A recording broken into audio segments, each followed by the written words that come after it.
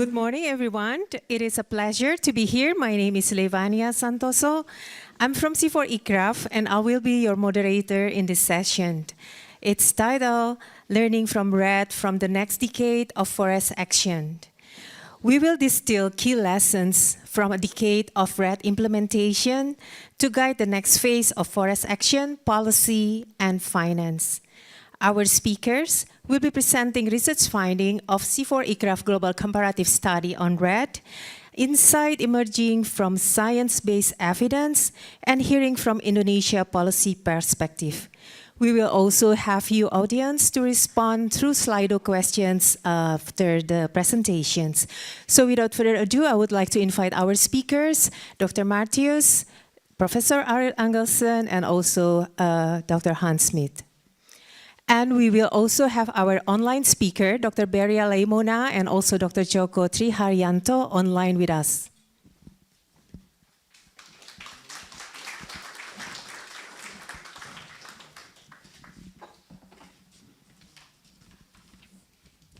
So let's start this session by hearing the first speaker, Dr. Christopher Martius.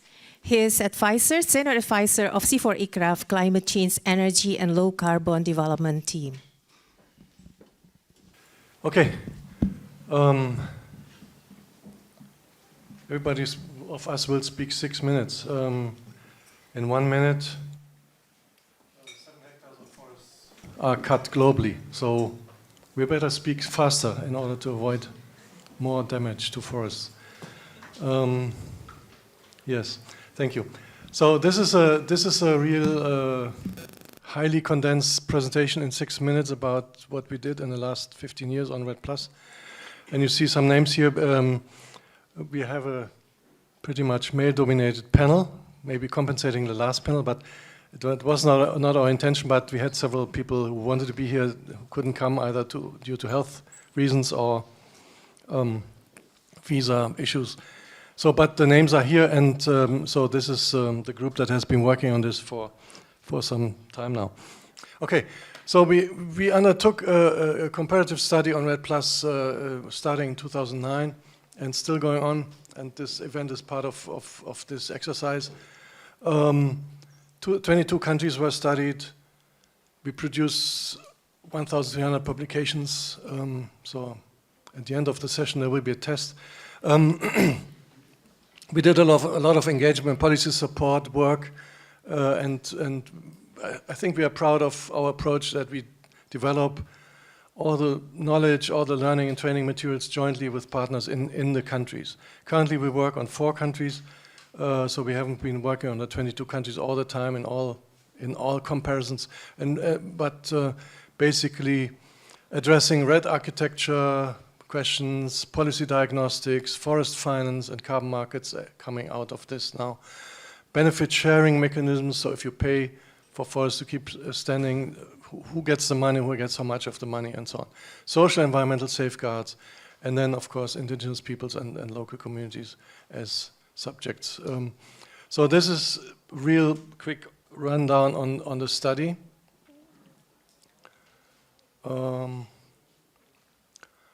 And I'm jumping into major results, just 5 out of all this.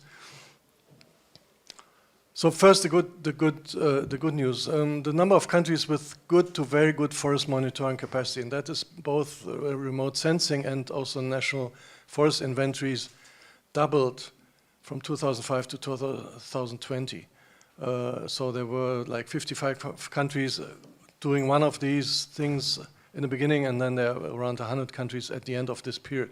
This is based on FAO Forest Resource Assessment data, which we assessed over several years. So REDD+ has encouraged countries to become better in forest monitoring. Most countries have set up good to very good technologies and sections in ministries, forest or environment ministries doing this. But there are, of course, also problems. Blurred vision, there is selective reporting, there are weak reference levels, and this undermines trust and integrity of the data. And also, this is the easy part. Even if it seems difficult, the forest monitoring, but the social monitoring, the monitoring of livelihoods, social outcomes for communities is complex.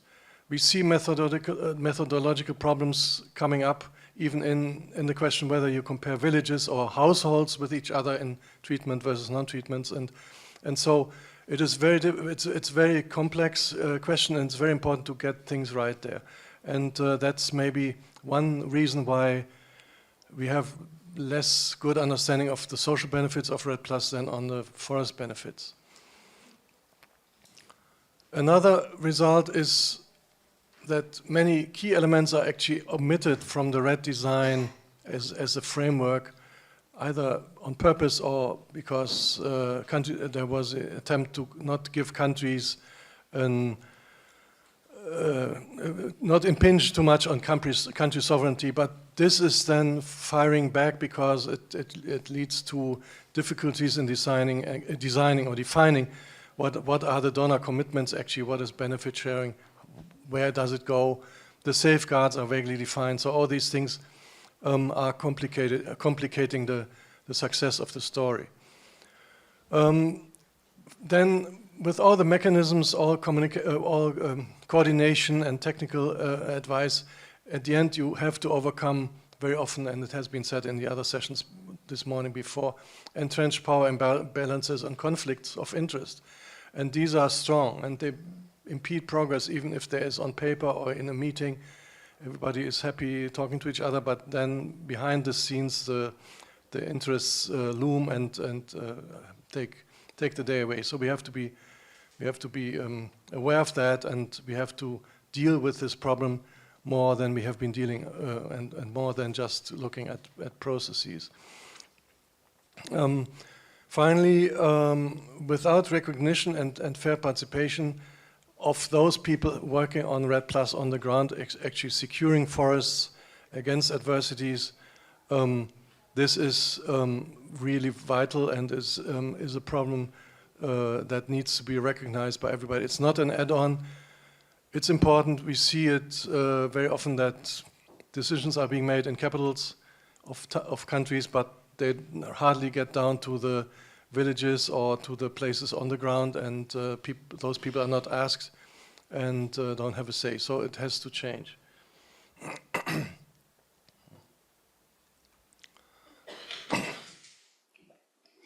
I also want to share with you a recent piece of work. It was just published 2 days ago. Countries are supposed to submit biannual transparency reports to the UNFCCC, and the first round of those were due in December. 78 countries have submitted these things, so these reports, so that's about half. The others are over time now, and but a quick analysis by scoring those reports according to several indicators we have on the bottom line, the accuracy or the data dimension versus the x-axis, the y-axis, y-axis, which is legitimacy or governance dimension, we can see where countries sit. And here we only compare non-Annex countries with Annex 1 countries. So Annex 1 countries, developed countries, are on the right side of this graph, the dark dots. And you see they are more advanced on the accuracy part, also probably more on the legitimacy part or the governance dimension. But generally, developing countries are still struggling with the data accuracy and also with governance. And we have, however, an interesting number of countries on the bottom, on the top row, which is high in legitimacy and relatively high on data, which are all in Latin America. So that is encouraging. But we also see that basically half the countries didn't submit their reports yet. And maybe this picture shows a little bit what I just said. Also, there is more progress on the data front than on the governance front, and countries are struggling with reporting this area properly. So I'm over time, so I want to jump to the lessons for the next decade. So REDD+ remains a critical framework. It is still relevant. It takes time to develop, and the early expectations would be very simple: just pay countries to keep forests standing, or people to keep forests standing, was not so simple as thought. And developing those mechanisms across 200 countries or across 60 REDD countries takes time. Science remains essential. I said that in the other session, to track impact, to develop strategies, and ensure that policies actually can be developed with evidence. Forest-based mitigation cannot be sitting alone in a silo. It has to be integrated into national climate and development planning more closely. We need political will. If there is no political will, things will not move. They will be only sitting on paper. Dignity by design, another point I had mentioned before, really true participation is absolutely key. And we can draw now some lessons from this for new mechanisms that are being thought up and drawn up, carbon and diversity markets. They also must have robust safeguards, they must have inclusion, they must be transparent, or it will not fly. These are the lessons learned from 15 years of REDD+. And we need a compelling, positive narrative linking forest development and climate action, linking forests to, as I said before, agricultural results in remote places, linking forests even to GDP development. There are papers out showing this. We can make more to make forests, put forests more prominently on the agenda. Is an investment in a research program worth the money? If you compare global REDD, that was 1 billion per year. The numbers are now a little bit different. This program just cost an equivalent of 0.2% of that. And with this, at least 6 of the most forested REDD countries benefit and could save probably together 5 to 15% of annual land use change emissions.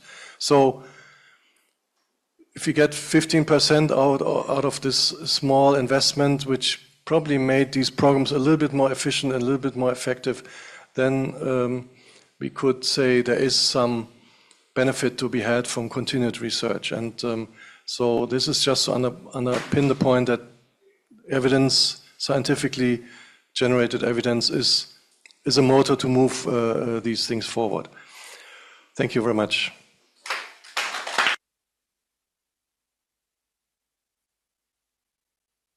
Professor Arild Angelsen. Professor Angelsen is from the Norwegian University of Life Sciences. Oops. And the presentation of him, please. Hello. Here we go. And that's also. So I'm going to talk about diagnostics. I presume we have all been to a doctor once upon a time. And you cough. Is it just a flu? Have you been exposed to dust, or perhaps lung cancer? They apply their diagnostics approach, where you start out with something. And we have had it in a few other areas, as you can see, Bayesian statistics, if you remember that. If not, go back, you can learn a lot about it. You update probabilities based on what you observe in economics, growth diagnostics, political science. So we have this mantra that we hear all the time, context matters. And then the question is, how does it matter? What are kind of the key diagnostic variables so we can identify a case, that this is particularly the case? And as when we are with the doctors, the treatments are very different, whether I've just been exposed to dust or if I have lung cancer, very different treatments. It's the same for this, the same approach we have. It's like a prescription tool in the way, not necessarily becoming top-down, but where we are diagnosticians, where we want to ask what is the case and what interventions are needed in this. So systematize common knowledge, which is not as common as we normally hope for. So it's a simple 3-way. We developed it, we haven't trademarked it, but maybe we should do that. Deforestation diagnostics, 3 elements. We have to define the cases or archetypes or contexts, name it whatever you want, based on some variables. We have a set of drugs, policies, that we have, and then we need to fill in this what works where and when matrix there. I'm going to go very quickly through each of these three. The archetypes first. We have developed a set of archetypes. Nicky DC in Wageningen has been at the forefront of this. We thought of doing it in 3 stages: forest characteristics and change, the recent deforestation, the forest cover initially, 2000 is that, and 2021, and also forest degradation. So some variables used to characterize this. I'll show you an example from DRC, where we have this case. I hope you can read. Core forest landscape in the middle there. And then we have different frontiers, or we call them fronts, where you have those who are past deforestation. It had high deforestation, it has slowed down, only 5.9%. We have this persistent deforestation. A big chunk of that you see in orange, along the, we don't call it the arc of deforestation, maybe in Congo, in the south, in the Kivu provinces on the east, with a lot of artisanal mining, and also the Congo River, as you see in the north. We can also identify some key areas at risk, and risk as a factor of 2 things. 1, agricultural suitability, those in blue that have high agricultural suitability, but are protected by low accessibility. But that might change if you build roads and settlements. Second one was the forest types and work by particularly Colas Cherouet, where we have classified it, similar to others, economic incentives, these other non-economic incentives that we have, protected areas, for example, as an example of quantitative restrictions, and then also competence ownership to that as a category that is not often used. You can look at it, it's a C4 ICRAF working paper with a few of us. Here is some example of the policies. That is kind of the medicine. I do not have time to go into it. Then the last thing is to populate the matrix. How can we find what policies work where we try to do it? And using the word prescription, as you get from the doctor, is maybe a bit misleading, because it doesn't have to be top-down. I think that you should have in back of our head the 3 ways of basically we obtain knowledge. We have the theories, that we all have theories. Whether we like it or not, we have some ways that we see the world, our theories of change about causal links. The best way is probably the most, say again in medicine, is to have the systematic reviews, the meta-analysis based on the randomized control experiments or properly impact assessment done. And then the third element is this context or case-based, where you really know the situation on the ground, talk to people and all that. The problem, of course, with each of these approaches, as you can see on the bottom line, but in a combination, it should work. I give you 3 examples of this. A very old debate that when I went to CIFOR and worked there in '97, long time ago, and even for my PhD before that, it was, what is the impact of new agriculture technologies? And the correct answer is, as always, it depends. If you stop there, I tell my students, very poor grade, you have to say what it depends on. And we did. There are 2 contradictory effects. Higher profitability, but also higher yields. You can need less land. So a long time ago, David Conwich and I, we had a workshop in Costa Rica, and we kind of summarized something we call the modified banana matrix, because it was based on first a study of bananas in Ecuador, where we say these are factors that may impact it. And I would say after 20 plus years, they have kind of passed the test of time, that these are important for what is the impact when you introduce new technologies. A second case, more recent study from Brazil on the heterogeneous impacts of land tenure reforms, particularly this Terra Legal program, where you want to give land titling to these undesignated public areas. What happened with deforestation? Well, it increased on small and medium plots after land titling, but no impact on large plots. So it's both, when we say give titles, secure property rights to the land, it's a risky thing. Last example is also from a C4 ICRA publication by, again, Kulas and Kawe. They did a systematic review. What are the kind of good studies that have done, that kind of investigated how the impacts of conservation efforts, how does that depend on various factors? 47 studies in total. There's a lot of studies that kind of give average effect, does not answer what works where. We know that it differs, but most studies don't do that. Anyway, what they found was, it's hard to conclude. We don't have so much. One thing that may seem like a trivial conclusion was that it's higher conservation impacts if the forests are under pressure. Well, that is if there is no risk of deforestation, you cannot have a big reducing impact. But it's not as trivial as it sounds like. I think one conclusion that I draw, that we have this knowledge illusion with AI and all that. We think that we know, or what we think we know is based on more shaky foundation than we realize. So it's not just another call for research, but be careful about thinking through what do we really know, what are the solid impact studies behind this. So this is work in progress, but I encourage you to become diagnosticians. It's a useful way to approach your case and life in general. Thanks.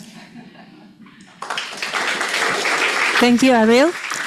We'll now move to the next presentation. This will be a joint presentation by Dr. Beria Leimuna, team leader of C4ICRAF Climate Change, Energy and Low Carbon Development, will be joining us online from Indonesia, and also Dr. Hans Smith, team leader for the Nordic Climate Smart Fund Indonesia. So the floors are yours. Thank you so much, Fanny. It's a pleasure to meet you all, although I have to join online.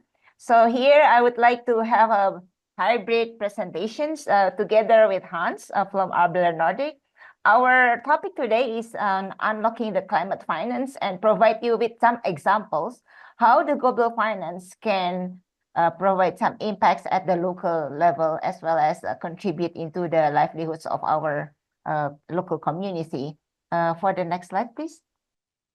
Well, this slide shows that, as we know, forest landscape has multifunctionality. It's not only about the climate change, but it's also provide biodiversity, productions, as well as supporting the livelihood of the local people. Here, from Ariel's slide, we can learn that its landscape, its forested landscape, has certain context specific. It has heterogeneity, which somehow it should be reflected by also the financing system. Here, what we are saying here, that forest financing must reflect the multifunctionality of the landscape. It should also match with diverse stakeholder needs that are living in such landscape and jurisdictions. And for sure, since every mosaic of landscape has different land status and governance, it means that climate finance should also fulfill such requirements so it can be more impactful. So during these presentations, there will be a couple of examples coming from Indonesia. The first one, we would like to provide you with an example on how the result-based payment are being implemented. Next slide, please. Let's begin with this one. Yeah, I would like to provide you with some illustrations that indeed there are different financing scheme within a landscape, and it should be interconnected each other to ensure the impact. Next slide, please. For the Indonesian case, the result-based payment, as you know, that is one of the incentive coming from REDD+. However, there's might some questions how this has to be allocated effectively at the national level. So here the diagram and the slide provide you with some information. Maybe it's a bit too small, but I can narrate it for you. How the C4ICRAF is supporting the efforts to ensure that these funds are effectively linked to ecologically sound community forests and agroforestry businesses and sustainable land use practices at the provincial level. So the promise here is that the RDP funds will somehow can support some strategic implementations of different restorations and watershed management plans at the subnational level, including setting up what will be the indicator for such achievement. The next one, please. On the other hand, linking to the sustainable commodity value chain. So here also we can provide you example how we can repurpose some of the affiliates fund allocation with somehow link it into an additional ecological indicator in the case of sustainable commodity development. Here, the affiliates fund not only can measure about the development progress in a certain local level initiative, but also embedding with some indicator that somehow support the sustainable value chains to be conducted at the district level. The next one, please. So the other story is about the in North Sumatra. Here we highlight the progress and the directions of Indonesia commitments to sustainable palm oil. So as you know that somehow Indonesia has provided some policy instruments to ensure that there are revenue sharing funds coming from palm oil export levy. In many cases, these funds is only being used for the infrastructure development in different subnational level. However, through our facilitations as well as working underground and also ensuring that there should be some indicators that has to be measured at the ecological level. So here we are somehow strengthening the environmental monitoring as well as also accelerating the ISPO certifications to be ensured that there are some parts of the funds that can be support for the sustainability action plan at the subnational level. So as you know that there are some public funds to be invested at the different level. However, smallholder business is still underfunded. So I would like to provide the floor to Hans. So he will somehow provide some highlights on how Climate Smart Fund can support the sustainability actions at the smallholder level. Please, Hans. Thank you, Lai. So thank you for having us. I'm Hans Smit. I'm working with Able Nordic. Together with Elin, my colleague here, we're managing the Climate Smart Fund, which is focused on Indonesia. We're trying to give loans to smallholders in 5 different landscapes at the moment. We focus at 3 commodities, palm oil, coffee and cocoa. I'll try to explain a little bit about our approach and have a bit of a discussion, I guess, about how we indeed address all the complexity across the landscape and maybe different financing mechanisms for that.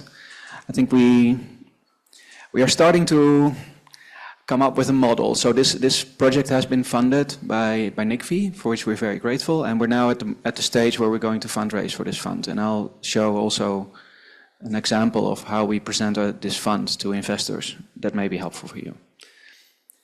So maybe starting with our approach, I can see it doesn't come out as clear on number 1, but basically the main thing that we're trying to provide to smallholders is long-term financing. This is actually important because this is not being offered in general. A lot of financial institutions are afraid for financing agriculture in frontier areas, but in particular long-term finance just doesn't happen.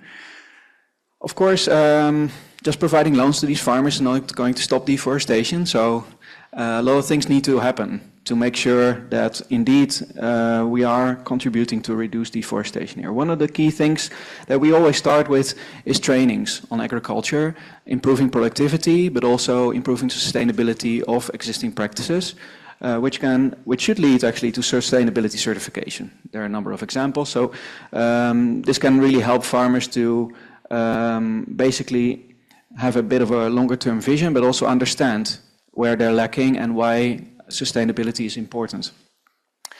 Then the key program, I think, in our project is actually working with communities on village planning. So together with the village and the communities, we will actually make a land use plan. We will look at the current situation, and then we'll also discuss what should it look like. And together we will make then a plan to transition from that, from the existing situation to the new situation, and we'll actually legalize these village plans. So we'll have a land use plan that everyone has agreed on, including the government, to what we will transition to. Because if we just provide loans, this may actually be an incentive to further expand because they're going to make more money. So this we consider a key aspect of the program. With that activity, actually, we also help farmers provide land titles. So actually, these land titles can be used later as security for the loans, but also allows them to invest and stay in the areas that they currently are. Of course, this will all help developing traceability systems with some of our partners. In particular, we are quite strong on this, I believe, where we actually can trace production from the farm into the processing facilities and into downstream markets. Of course, this needs to be combined with robust monitoring systems. In particular, we'll use a number of satellite tools, but it is going to be crucial to have teams on the ground to actually verify, like, what you see with your remote sensing is actually, what it actually is and who's doing that.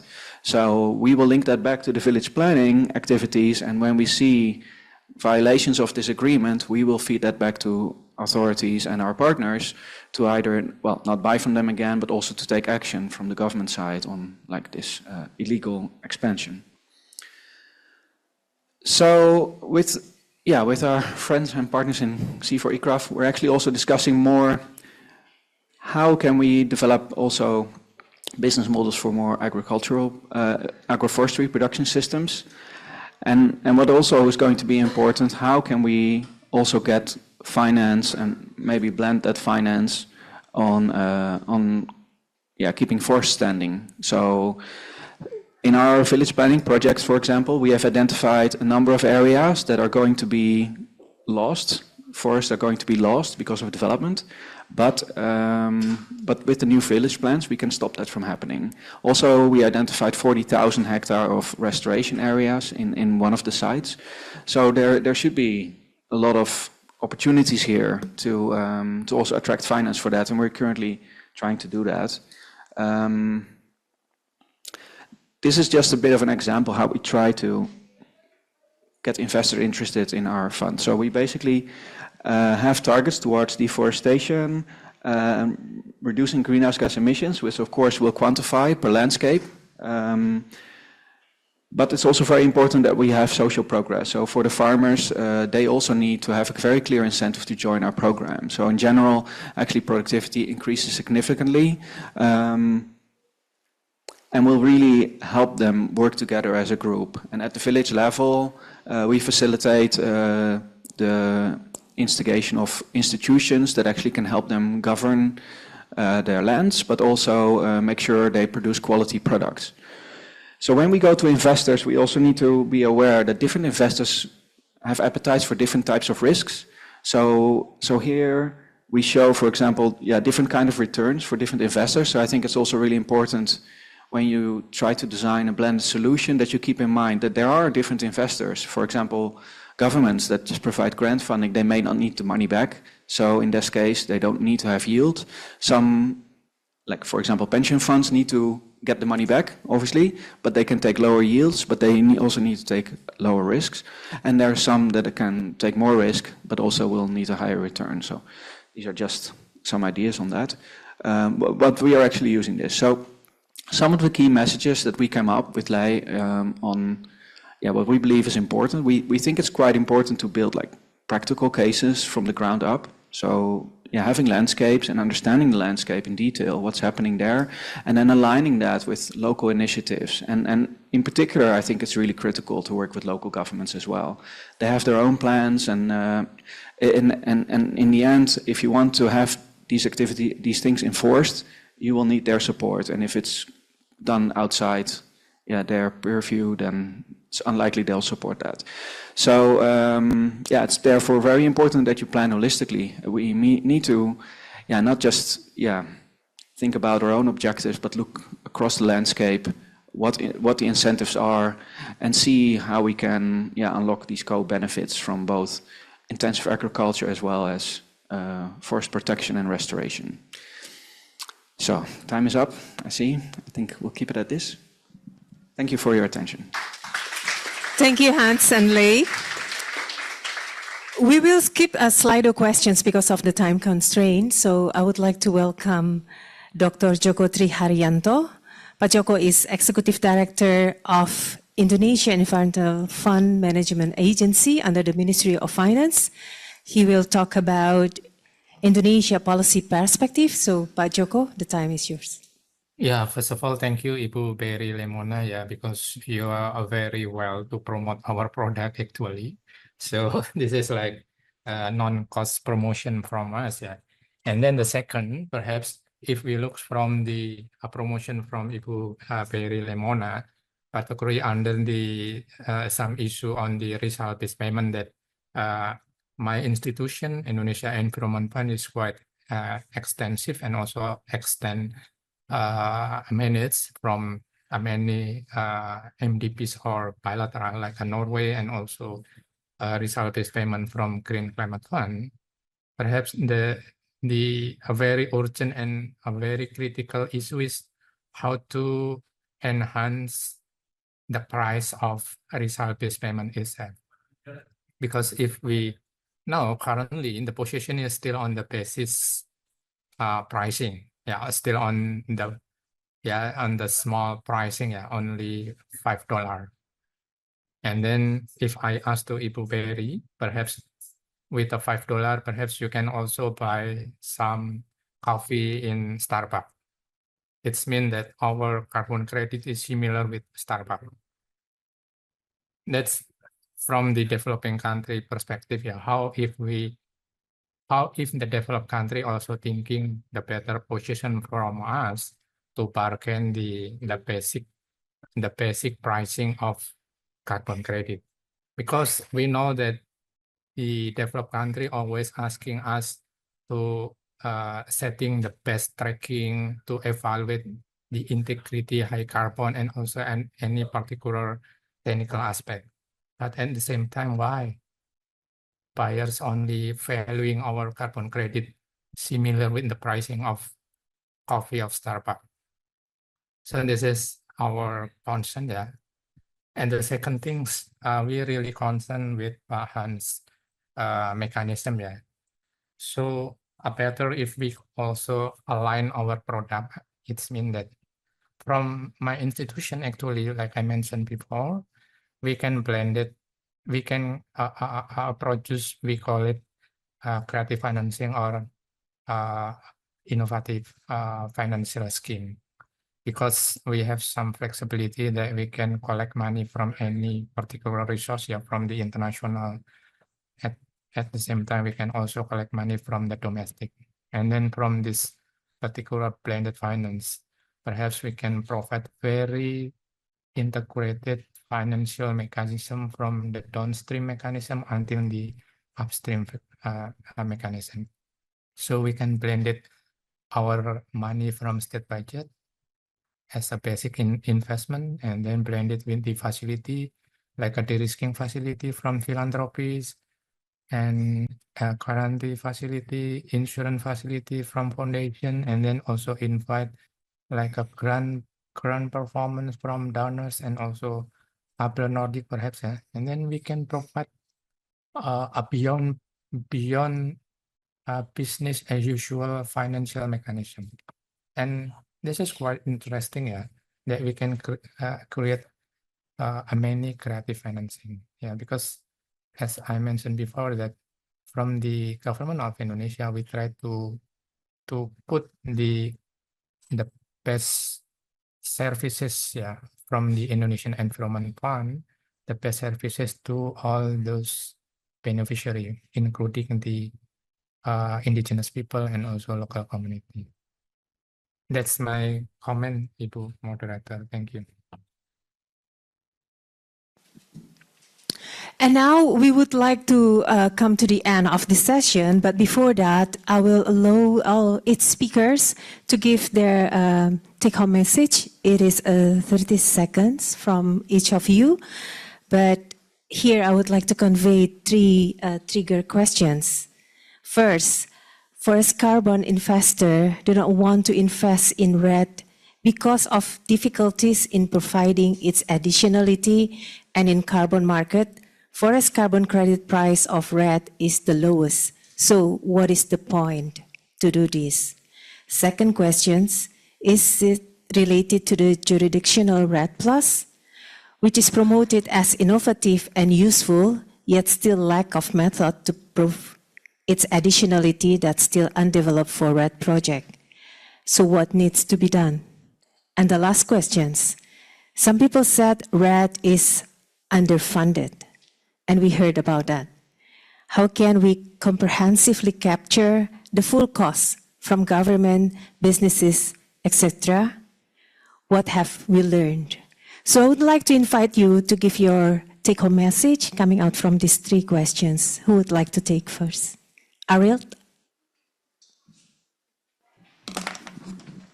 So, 10 seconds per question. I'll answer only the first. Carbon markets. Don't let the perfect be the enemy of the good. Additionality is a problem. It's a major issue, not only for REDD projects, but for all projects. To me, it's a big difference whether you use REDDs for compliance, whether I offset in a kind of regulatory framework like the European trading system, for example, and I offset, I can emit 1 ton more by buying a REDD credit from the Amazon, for example. Then I would be very careful with additionality. If I offset my flight to Frankfurt, I would probably do it anyway, even without offsetting. I should be less strict about additionality. So distinguish between those two. For a long time, I made a good proposal, or not me, it's several who made it, to avoid the problem. Buy 1 for the price of 2. If you want to offset, buy twice as much as you emit. That would ensure that if you trade, even if the additionality is not 100%, you would actually get more reductions. I can emit 1 more, but I buy 2 credits in the Amazon. Nice proposal. Thank you, Ariel. Hans? Yeah, well, I find these very difficult questions. First of all, I'm not a doctor, but hopefully Ariel can help me at some point with that. I think maybe on question 3, when it's like, why is REDD underfunded? I think working with the financial sector a bit more, I think it's critical that they understand risks.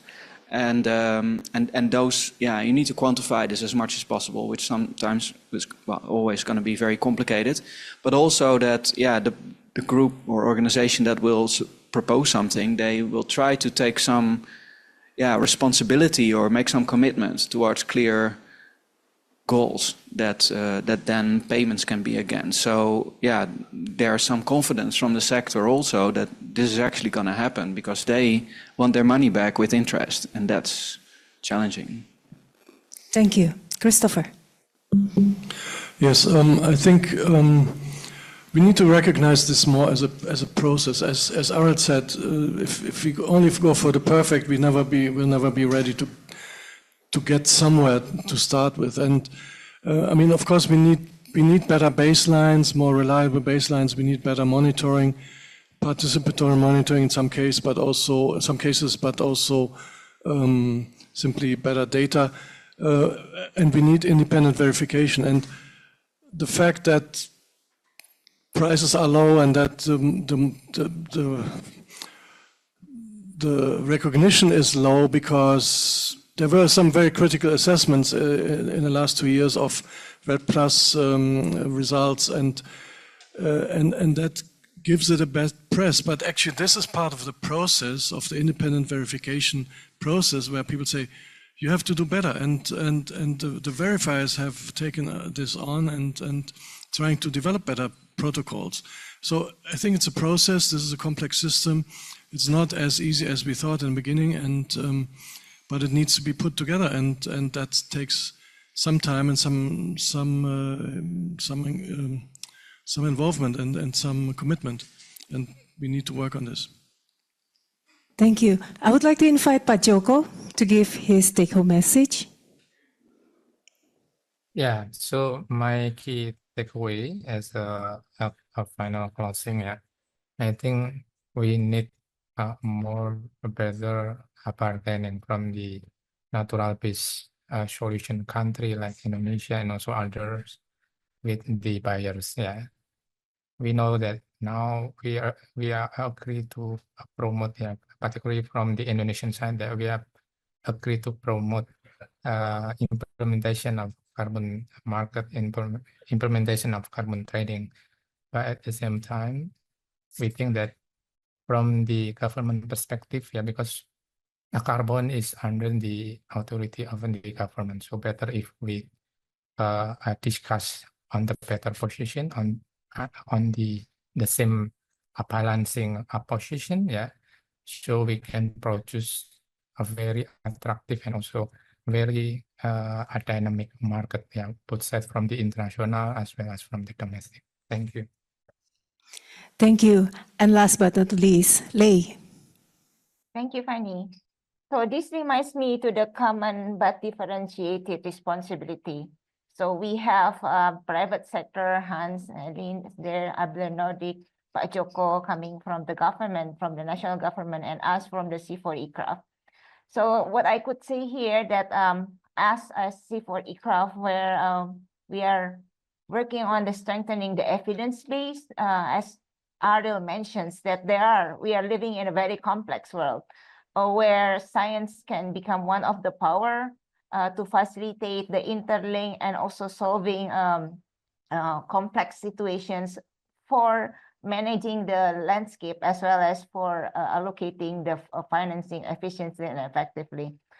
This also reminds me into how we work together within the nested policy framework, coming from local actions to national, and also ensuring that every stakeholder at the national as well as the subnational level can commit it collectively to answer for the global commitments.